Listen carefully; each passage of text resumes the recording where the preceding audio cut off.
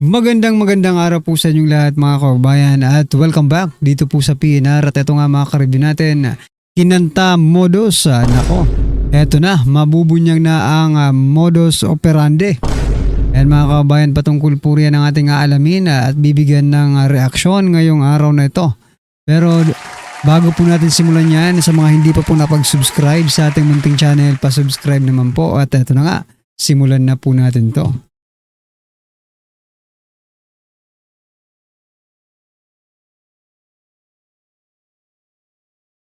Na ituturing na isang pagkakamali at pinagsisisihan na mag-asawang Sara at Carly Diskaya ang ginawa nilang paglalantad at pagmamayabang sa social media para sa kanilang mga ari-arian at maranyang pamumuhay. Sa ngayon kasi ay nakatutok ang atensyon at galit na taong bayan sa mga kongresman, mga opisyal ng gobyerno, kabilang na ang DPWH at maging sa mga kontraktor na nakakakuha ng mga flood control projects sa iba't ibang bahagi ng bansa kung saan ay nabunyag ang katakot-takot at nakakakilabot na malawak ang korupsyon. Isa ang pamilya Diskaya ang umamin na naging masagana ang kanilang buhay at naging bilyonaryo simula nang pasukin nila ang pagiging kontraktor sa DPWH. Ano yung naging parang gateway para gumanda ang buhay ninyo? Nag-DPWH kami. Ayan, okay. Paano yan? Yes. Paano kayo nakapasok doon? Bali, nakapasok kami doon, nag-bid lang, at saka ang opportunity at ginanda lang namin po ang gawa namin. Tuloy-tuloy. Maliit na project to. Malit lang po, hanggang lumaki, hanggang nagtuloy-tuloy po ang mga experience namin. Sa isang vlog ni Julius Papaw, masayang ipinagyayabang ng mag-asawang Diskaya ang mga mamahali Nagtuloy-tuloy daw yung experience nila mga kababayan. So meaning, nagtuloy-tuloy yung experience nila sa pangungurakot. Nako po. sasakyan na kanilang nabili sa iba't ibang bahagi ng bansa kung saan ay nasa 40 units na at may kabuoang halaga na mahigit 1 bilyong piso. So sa baba, parang personal use lang namin, nasa 30 plus na yata siya. 40. Mga 40 plus. Ano klase mga sasakyan to? Usually gusto namin yung mga SUVs para kasi apat yung mga anak namin. Isang sakayan lang kami lahat, parang nasa isang sasakyan kami. Oo, nagagamit niyo ba lahat yan? Yun, hindi na nga. Hindi na nga, sa dami.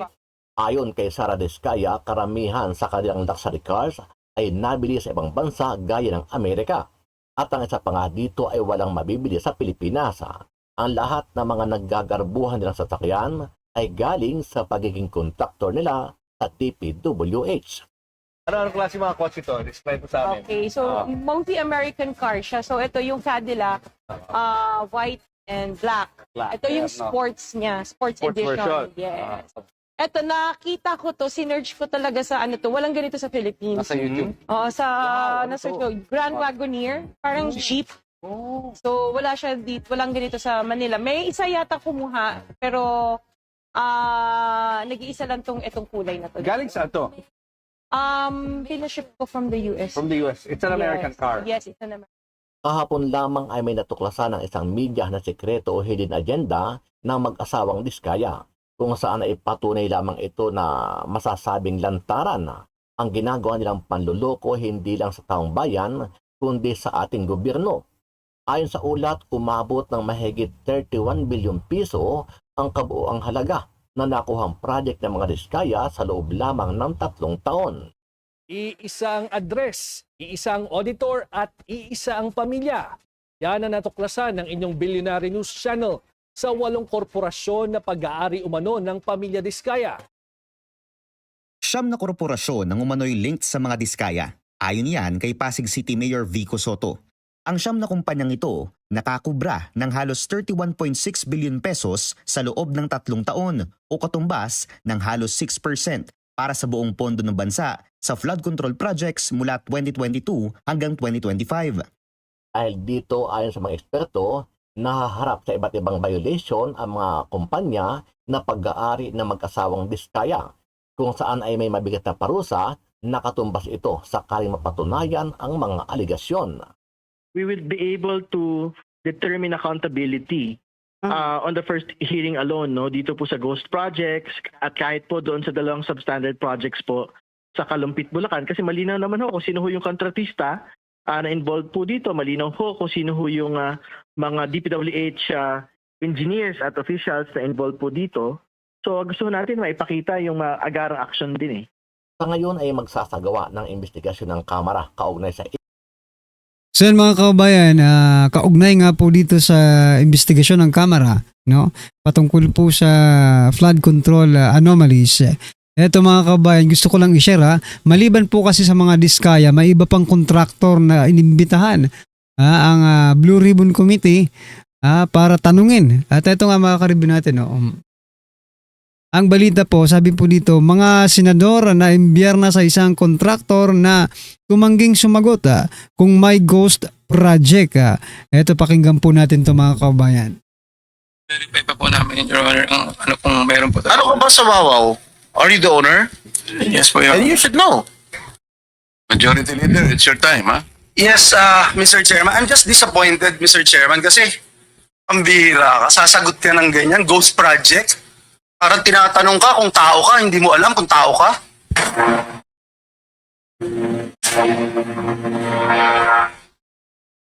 So yan mga kabayan. Diba? Good morning po. Yeah. Can you answer yes or no? Ghost project? Can you turn on the microphone, please?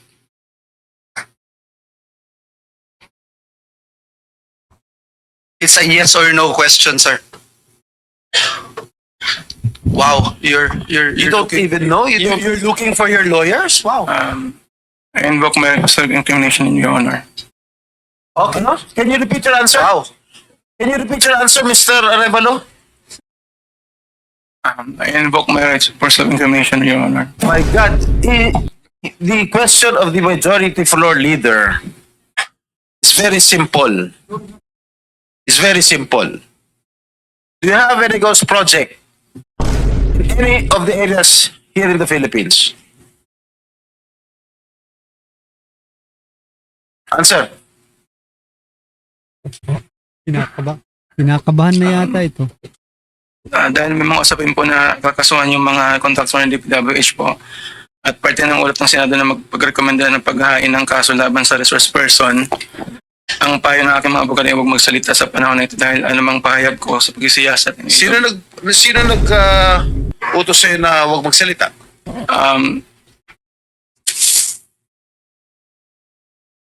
Sino?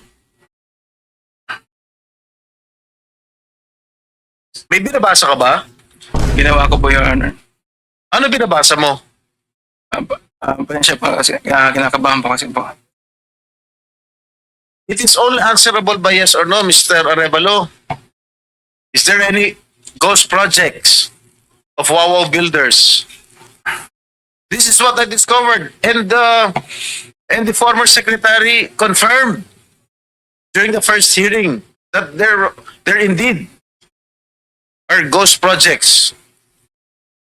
Bine-verify pa po namin, Your Honor, ang ano kung meron po. Ano ka ba sa Wawaw? Are you the owner? Yes po, Your And Honor. you should know. Majority leader, it's your time, ha?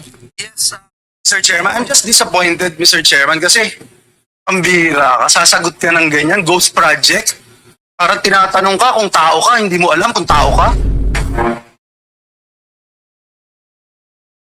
So yan na nga mga kababayan, ano? Ha? Sabi nga kanina sa report, no, sinabi na pala ni DPWH Secretary na ghost project nga, kumpirmado mga kababayan. Pero itong contractor na ito, itong may-ari ng kumpanya, hindi alam. Pinaiimbestigahan pa nila kung pinabiverify pa, di ba? Huling-huli na. Ayaw pang umamin na may ghost project. Di ba? Ito, isang contractor pa lang ito. Sa palagay niyo po ba itong Diskaya, no? Yung 8 kumpanya nila, ay walang ghost project?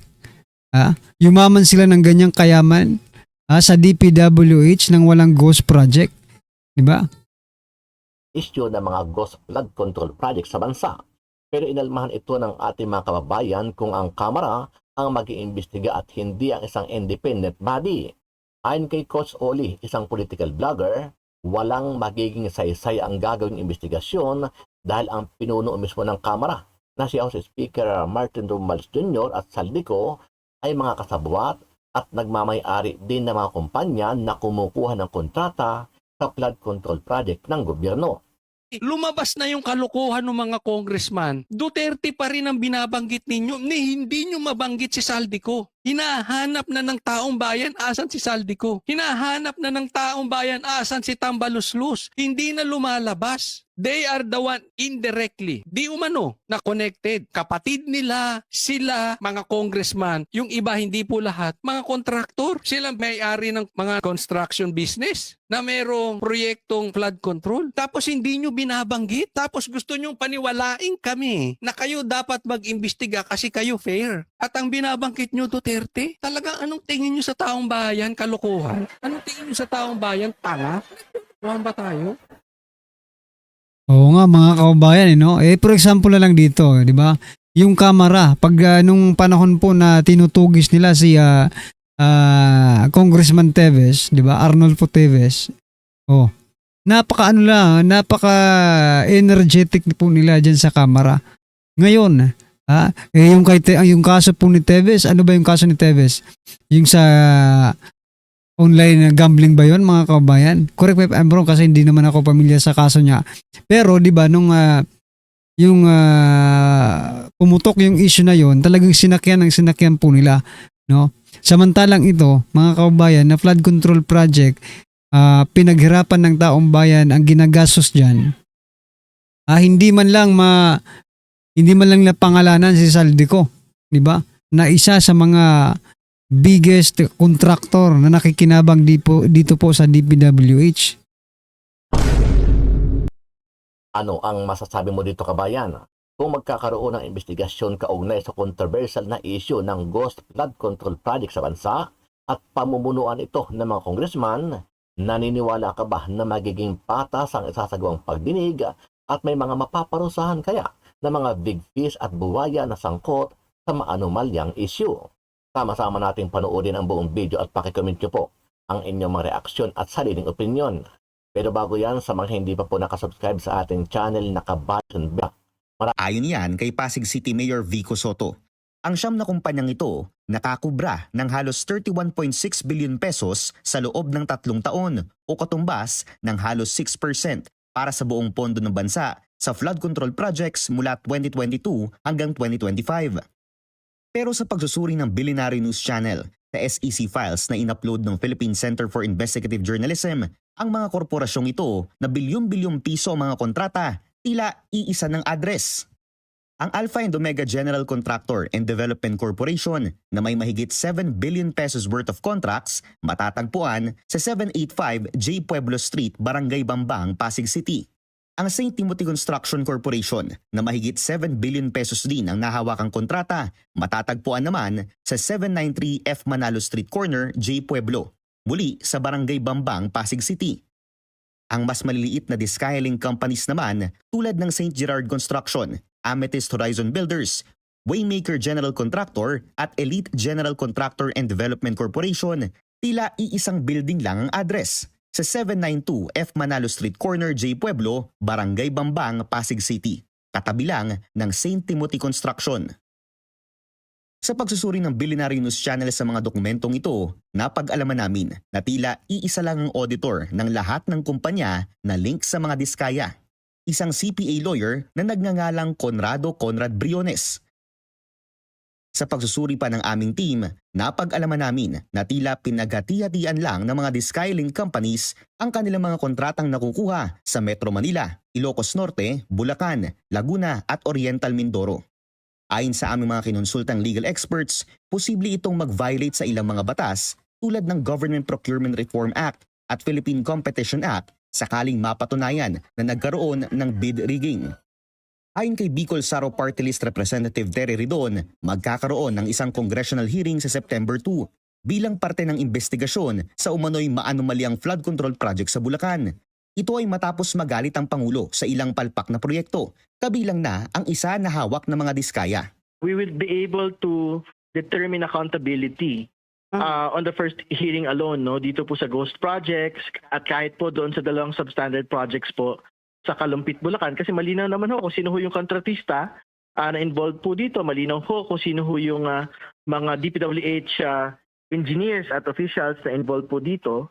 So gusto natin maipakita yung agarang action din eh. Sinubukan na Nako po, breaking news! Mga kababayan, ito na po ang bago nating balita. Malupit na birada. Grabe po itong mga natatanggap ng mga nepo.